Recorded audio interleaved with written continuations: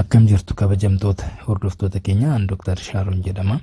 Namoonni chaanaalii kanaaf haaraa taatan odeeffannoo waa'ee fayyaa yeroo garagaraatti isiniif qoonu haala salphaa ta'een akka argachuu dandeessaniif chaanaalii kana subscribe gochuu hin dagatina.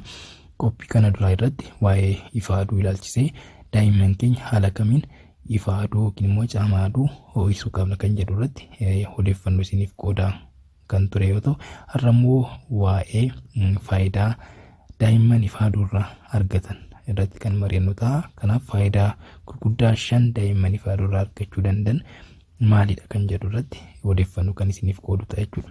Daa'imman ifa aduu irraa faayidaa garagaraa argatu. Isaan keessaa garuu faayidaa gurguddaa 5 maal akka ta'an isinitti kan himu ta'a jechuudha.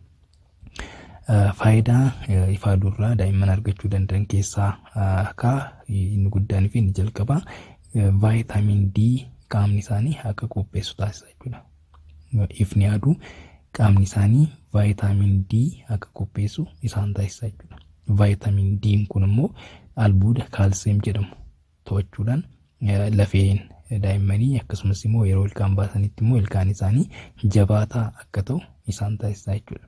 Kanaaf daa'imman Vitamin D dhaan gargaaramuudhaan lafeen isaanii akkasumas immoo ilkaan isaanii jabaataa akka ta'u isaan gargaara jechuudha. Kunis immoo jabinni lafee isaanii immoo guddinni isaanii saffisaa akka ta'u yeroo eeggamu keessatti dhaabbatanii akka deemanii fi guddina gaarii ta'e akka qabaatan isaan taasisa jechuudha. Kanaaf daa'imman hir'ina vaayitaaminii kanaa qaban yookiin immoo albuuda kaalsiyeemii qaban lafeen isaanii akka barbaadamutti waan jabaataa hin taaneef daa'imman yeroo akka isaan dhaabbatanii deemanitti eeggamanitti dhaabbachuu baachuu danda'a. Akkasumas immoo lafeen isaanii jal'achuu danda'a yookiin immoo rakkoolee lafee garagaraatiif saaxilamuu danda'u jechuudha. Kanaaf vaayitaamin D gahaa ta'e jiraachuun albuudni kaalsiyeemii sirnaan akka to'atamuu fi jabinni lafee fi akkasumas immoo jabinni ilkaanii akkasumas immoo guddinni daa'immanii akka seeraan adeemu taasisa jechuudha. Kanaaf vaayitaamin D haala kanaan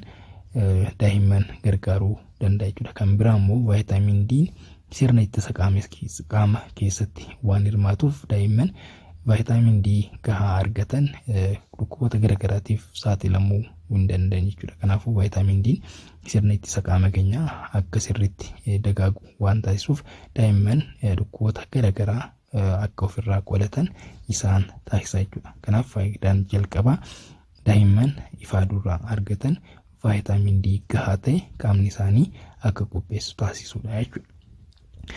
Faayidaan ifni aduu daa'immaniif qabu keessaa kan biraa immoo hormooniin seerotoniin jedhamu qaama isaanii keessatti akka gahaa ta'ee oomishamu taasisa jechuudha. Hormooniin kunis yeroo baay'ee hormoonii gammachuu jedhamuudhaan kan beekamu yoo ta'u, daa'imman gammadoo akka ta'an isaan taasisa jechuudha. Hormooniin seerotoniin kun daa'imman gammadoo akka ta'an isaan taasisa. Kan biraa immoo hormooniin kun daa'imman hirriba gahaa akka rafan isaan taasisa. Akkasumas immoo humna akka horatan isaan taasisa jechuudha. Kanaaf ifni aduu hormooniin seerotoniin kun akka sirriitti maddisiifamu taasisuudhaan daa'imman keenya gammadoo akka ta'an akkasumas immoo hirriba gaarii akka rafanii fi humna gaarii akka qabaatan isaan taasisa jechuudha. Faayidaan sadaffaan daa'imman ifa aduu irraa argatan immoo akkuma hormoonii seerotoniin hormoonii biraa meelaatoniin jedhamus akka maddisiifamu taasisa jechuudha. Kunis hormooniin meelaatoniin kunis daa'imman hirriba sirriitti akka rafan isaan taasisa jechuudha. Akkuma hormoonii seerotoniin hormooniin meelaatoniin kunis immoo daa'imman hirriba gahaa akka rafanii fi humna akka qabaatan isaan taasisa jechuudha. Kan biraa immoo daa'imman yeroo baay'ee yeroo seeliin dhiiga diimaa caccabutti yookiin immoo yeroo wal nyaatiinsi garagaraa jiraatutti qaama isaanii keessatti wanti bilirubiin jedhamu ni oomishama jechuudha. Bilirubiin kun immoo keessattuu bilirubiiniin kun immoo karaa tiruutiin qaama keessaa kan bahu yoo ta'u, tiruun daa'imman kana sirriitti waan hin dagaagneef bilirubiinii qaama isaanii keessa jiru sirnaan baasuu hin danda'u jechuudha. Kun immoo qaama isaanii keessatti akka kuufamuu fi keessattuu gogaan isaanii yookiin immoo iji isaanii bifa boora ta'e akka qabaatu kan taasisu yoo ta'u, akkasumas immoo sammuu isaanii keessatti illee kuufamuudhaan rakkoo guddaa isaan irraan geessisuu danda'a jechuudha. Kanaaf wanti bilirubiin jedhamu kun qaama isaanii keessatti garmalee yoo kuufame rakkoo garagaraatiif isaan saaxiluu danda'a jechuudha. Kanumaan wal qabatee immoo tiruun daa'immanii sirriitti kan dagaage waan hin taaneef bilirubiinii qaama isaanii keessa jiru kana salphaatti baasuu hin danda'an jechuudha.